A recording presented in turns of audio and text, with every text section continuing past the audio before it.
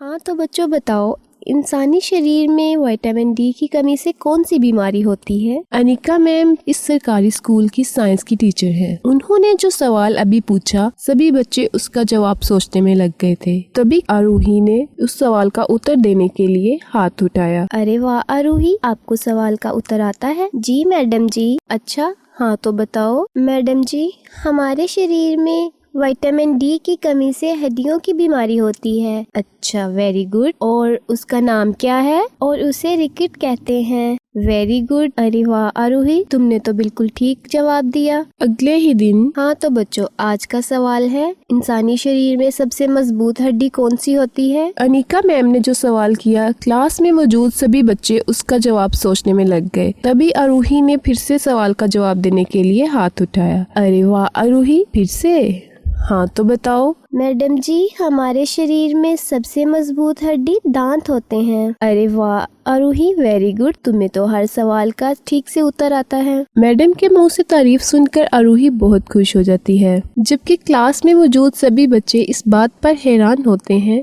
कि आरूही को हर सवाल का ठीक उत्तर कैसे आता है। आरूही का क्लास फेलो बंटी कुछ बुड़बुड़ाता है। हाँ मैं भी तो देखता हूँ हर सवाल का ठीक उत्तर देने वाली परीक्षा में कैसे अच्छे नंबर लेकर आती है। आरूही एक कुमार की बेटी थी। माता पिता के गरीब होने के कारण आरूही खूब दिल लगाकर पढ़ती थी। कुछ दिन बाद स्कूल में परीक्षा थी और आरूही 100 में से सिर्फ 40 नंबर ही ले पाई थी। उसकी मैडम बहुत हैरान थी और उन्होंने आरूही से पूछा, आरूही बच्चे ये क्या है? आपको तो हर सवाल का जवाब आता है, तो फिर आपके परीक्षा में इतने कम नंबर क्यों आए हैं? मैडम जी। अरे बच्चे रो तो नहीं, आप मुझे बताओ क्या दिक्कत है? क्या आपने पढ़ाई नहीं की थी? नहीं मैडम जी, मैंने पढ़ाई की थी, मुझे पढ़ने का भी बहुत शौक है, लेकिन आरूही अपने परीक्षा में कम नंबर आने की वजह से रोए जा रही होती है और रोने की वजह से वो अपनी मैडम को कम नंबर आने का कारण भी नहीं बता पाती। तभी उसकी मैडम उसे चुप करवाते हुए कहती हैं, आरूही बेटा आप रो नहीं, आप ऐसे करना, कल अपने माता पिता को लेकर आना। अगले ही दिन आरूही अपने माता पिता के साथ अपनी मैडम के पास आती है। तभी उसकी मैडम उसके माँ बाप से पूछती है, आरूही क्लास में हर सवाल का ठीक जवाब देती है और पढ़ने में भी बहुत होशियार है, तो मुझे समझ नहीं आया कि परीक्षा में इसके नंबर कम क्यों आते हैं, तो सोचा आपको बुलाकर पूछ लूं। तभी आरूही की माँ आरूही की मैडम को सारी हकीकत बताती हैं। मैडम जी, मेरी बेटी पढ़ने में बहुत होशियार है, वो बहुत मन लगाकर पढ़ती है, मगर जब भी स्कूल में परीक्षा होती है बिल्कुल भी समझ नहीं आती। ये स्कूल से घर आते ही सो जाती है और इसको जितना भी उठाओ ये नहीं उठ पाती। मैम अनिका समझ जाती हैं कि दाल में कुछ तो काला है। आखिर इतना अच्छा पढ़ने वाली बच्ची परीक्षा में ही क्यों इतना घर जाकर सोती है। मैम अनिका इस बात की दिल में ठान ले लेती हैं कि वो इस बात की खोज लगा कर रहेंगी और वो आरूही के माता पिता से कहती हैं, ठीक है आप परेशान नहीं हो, स्कूल में 2 दिन बाद फिर से परीक्षा है और आरूही को लेने आप दोनों ही आइएगा, बाकी बात मैं आपको उस दिन समझा दूंगी। ठीक है मैडम जी, हम ऐसा ही करेंगे। अगले दिन आरूही के माता पिता छुट्टी के वक्त उसे स्कूल से लेने आ जाते हैं। मैम अनिका आरूही के माता पिता से कहती हैं, ये एड्रेस है, ये एक बहुत अच्छे डॉक्टर हैं और मेरे बहुत अच्छे दोस्त भी हैं, मैंने उनसे बात कर ली है, आप उनके पास चले जाएं। आप जाते समय उन्हें चेक करवा कर जाइएगा और वो आपको सारी बात बता देंगे। आरूही के माता पिता उसको लेकर उस डॉक्टर के पास चले जाते हैं।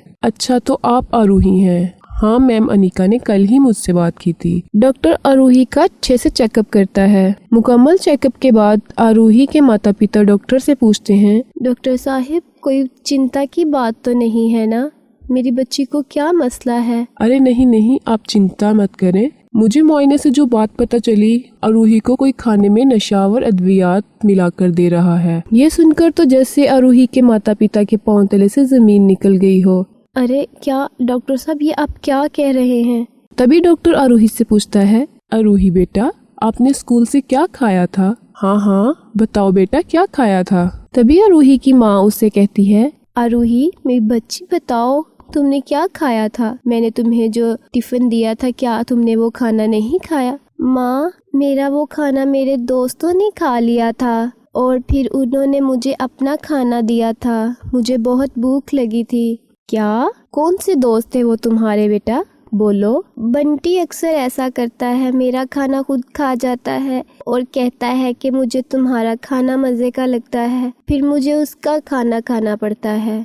डॉक्टर सारी बात समझ जाता है। अगले दिन क्लास में मैम अनिका बंटी से पूछती हैं, बंटी, तुमने आरूही को कुछ खाने में दिया? हाँ मैडम, वो तो मेरा खाना ही था। तो फिर मुझे सच सच बताओ, तुमने उसके खाने में क्या मिलाया था? मैडम जी, मैंने कुछ नहीं मिलाया था। तभी मैडम अनिका बंटी के दोस्त रोहित से पूछती हैं, रोहित, तुम बताओ मुझे, तुम्हें सारी बात पता होगी। अगर तुमने सच नहीं बोला तो मैं तुम्हारे माता पिता को बुलाऊंगी।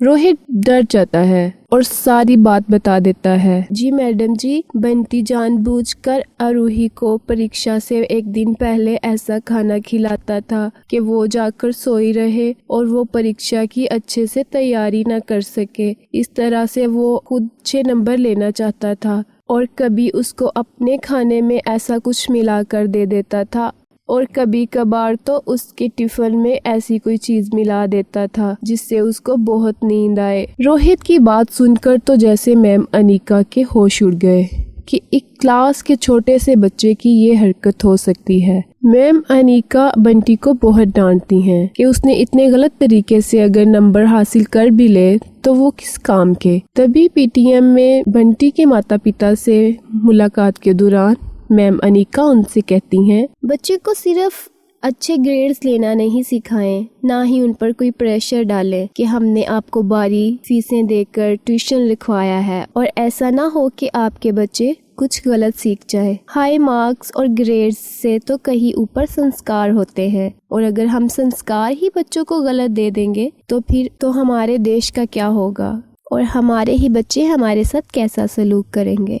मैम अनिका की ये बात सुनकर बंटी के माता पिता बहुत शर्मिंदा होते हैं और बंटी भी सर झुकाए शांत खड़ा होता है। उसे अपनी गलती का एहसास हो चुका था कि अगर वो गलत तरीके से कामयाब हो भी जाए तो उससे वो खुशी नहीं होगी जो एक सच्चे और खरे तरीके से कामयाब होने से होती है।